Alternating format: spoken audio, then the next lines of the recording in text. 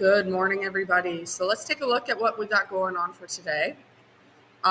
Today, we're getting more into the Unit 2 Activity 1. You will notice that the approach to how the links are being shared have changed slightly. It's just to make Brightspace a little bit more accessible. So your slides will be found here. You're going to read from slides 9 to 25, which I will look at here in a minute. You're going to read over the types of employment to ensure you understand for this assignment. And we really need to know the different styles of work to help with the decision-making process. A lot of you showed some great insight on how difficult it is to make decisions with the Disneyland giveaway discussion board post. So really making sure we have the background information to make those informed decisions is important. And we really need to consider all positives and negatives for the jobs you're comparing to in this assignment, which don't worry, I will go over here in a minute. And then you're going to complete a benefits and cost reflection assignment to wrap up the final look. So let's take a look at slides 9 to 25 together. So they should pop up here for you. You can read them in here, you can make them bigger, or you can even open them in a new window, but I'm just going to work from here. So let's slide 1, 2, 3, 4, 5, 6, 7, 8, 9. So what is work? Work it can be really difficult to define because it's different for everybody. One person might see it as something difficult or a taxing task, while another will see that same thing that is defined as work as something easy or leisurely. Sometimes things that we find difficult and demanding at work are relaxing and fun when done by choice at home. That's why I'm defining what work is sometimes really gray and really difficult. But traditional work is defined as an activity done to produce or accomplish something, and it's usually done in return for something. So you go to work at McDonald's for a 6-hour shift, you serve customers, you make food, clean the bathrooms, you do what those requirements are, and in return, you get paid and you get money. So what is work? It provides income for the things we need and want. It influences our identity. So it can influence the way you see yourself or the way others see you. So we can look at the fact of how those we know who are doctors, we might see them as highly educated individuals. It can influence the lifestyle of how you want to live or how you even can live, provide satisfaction. It keeps the economy strong, and so forth. So what is the difference between a job and a career? Oftentimes we hear the terms a job and a career, and there is a difference between those two things. Even though some people may use it interchangeably, it could just be that they don't understand what the difference of the two is. Therefore they are fundamentally different. A job often held by a young person before starting their career, or senior citizens who've already had a career they want and they want to stay active or social, and this may lead to a career. So for example, working your first place of employment at McDonald's, that's a job. It gives you the foundational employee training you need to potentially work towards your career as a doctor, a nurse, working as a mechanic, whatever that may be. And sometimes senior citizens go back to having a job after being a teacher, after being a secretary, after working in a factory for a long period of time, just to keep themselves busy because they don't know what to do when they have all that free time on their hands. A good example of this, when I was in university, there was Tim Hortons right across from the campus I went to, and there was this lovely old lady who worked at the Tim Hortons, and her name was Rose, and she was actually working at Tim Hortons, I think she said twice a week, just to keep herself young and youthful. But she was already retired from a previous career. So a job is something to earn you money. Education or specialized training may not be required. It's usually short term with little regard for the long term. Many part-time or temporary positions can be expected in a job setting. Income varies by demand and often based on wages. Some even pay very well. It's given to you. It may help a person determine a career path, as job gives people experience, knowledge, and exposes them to their likes and dislikes. So the looking at jobs, you can often see a series of them in the same field. So it really just helps move you up the rungs of the ladder to the progression to a better job. So usually requires special education, training, or learning for a career, long-term pursuit about building on experience and advancing one's job skills and knowledge, and so forth. So employment can come in many forms, therefore. A career may be professional, public, or business up here in this little blurb, and your income can vary depending on values to society. Most of us have to work for pay for most of our adult life. As the world of work has changed, often people have to do more than just work for pay. They have to do volunteer work, internships, co-ops, whatever. So there are 12 types of employment. There's underemployment, multiple jobs, part-time, job sharing, apprenticeship, entrepreneur, internship, self-employment, co-op placement, full-time, contract employment, and volunteer positions. So underemployment is when somebody is highly skilled but cannot find a job in their area of expertise. So they work in a low skills job, part-time work, because they prefer to be working full-time. Oftentimes we may see this with new immigrants to Canada. So there's stories you often hear of somebody getting a taxi or a cab, and they get in the cab and they get talking to the cab driver, and they're working this low skilled job to help pay the bills for their family, but back from whatever country they immigrated from, they are actually a doctor, but they can't get the credentials verified here in Canada. So that's an example of underemployment.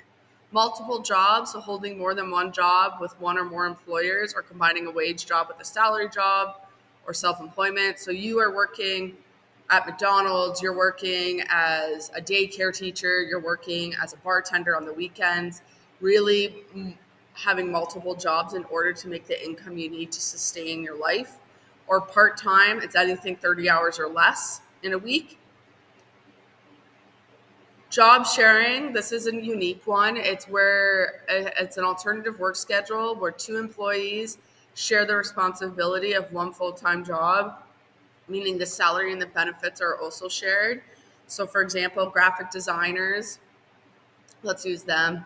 Um, there might be one, let's say, job available, but two people split it, meaning if it was a $60,000 salary, they would each get $30,000 a piece of salary, and then they also share benefits.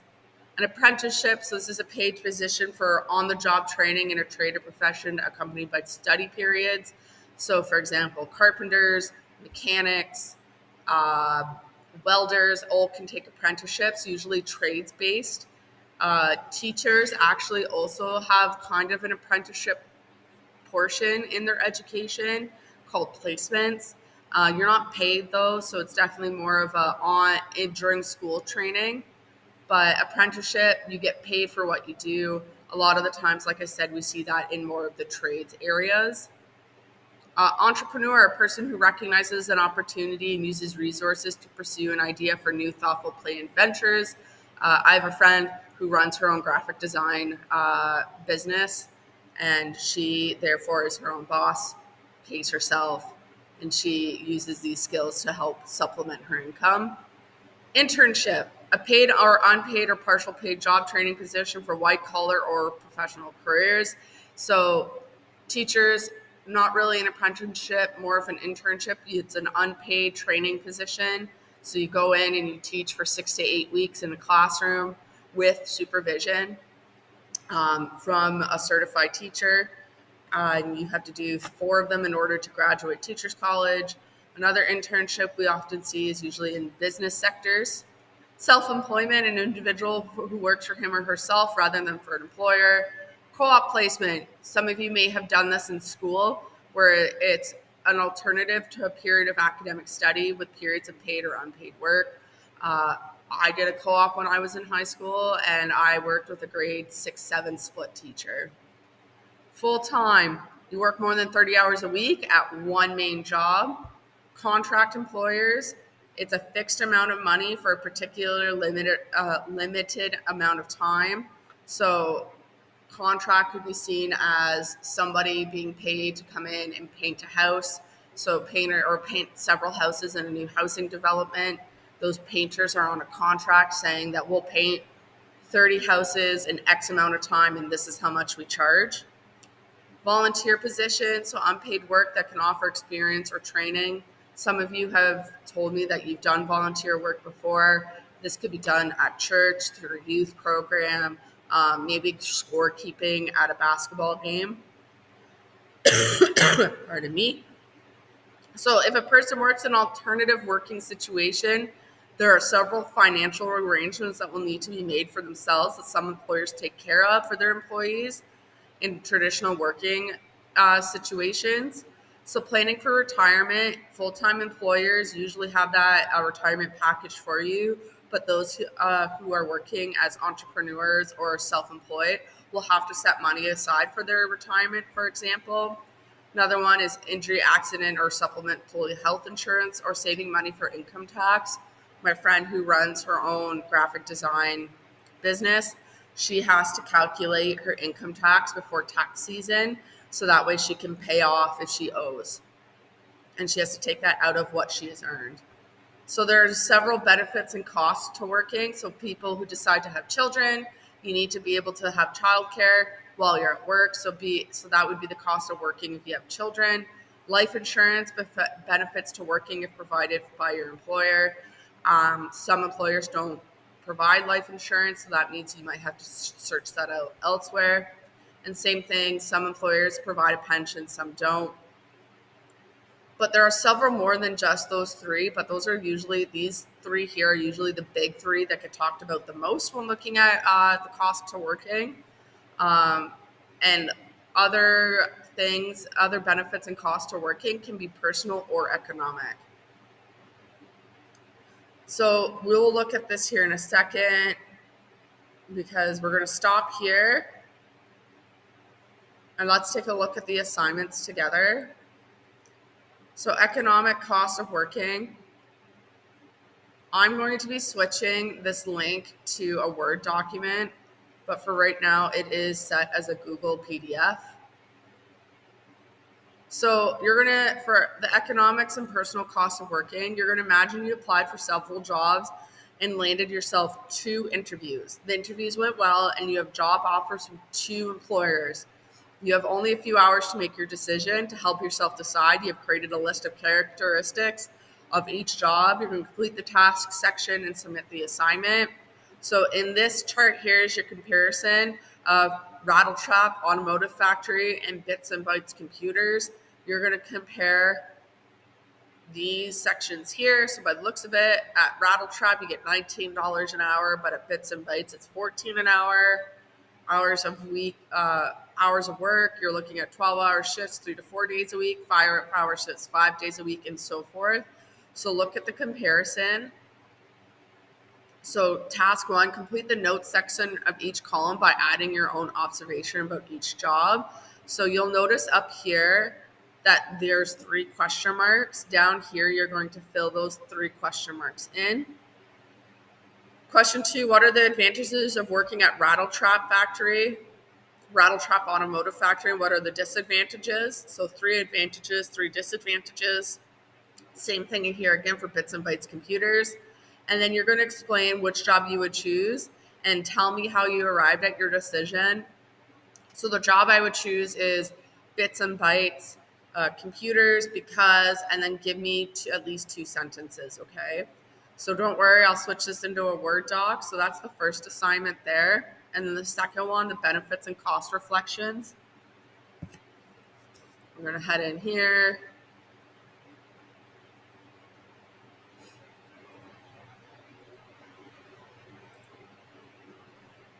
So you're going to really stop and reflect on how important the benefits and costs of work are to you and which one are the more important and have the most influence on you than others.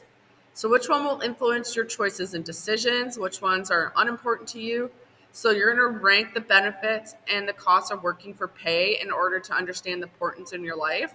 So 5 each, meaning 10 total. Explain the 2 most important costs and the 2 most important benefits. So the 2 most important, so you're here, 5 benefits to working.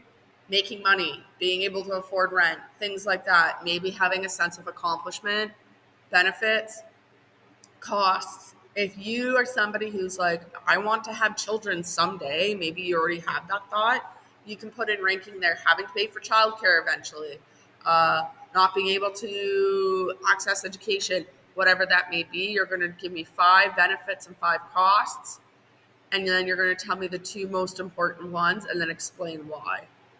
If you need help with this assignment, please reach out. I know this one can probably be a little bit more difficult to wrap your head around when you have to brainstorm so much, but please reach out to me. I'm happy to assist you. The due dates are here. They're both due on Friday, October 4th at midnight. Once again, please reach out if you need help. I'm here to support you, and good luck.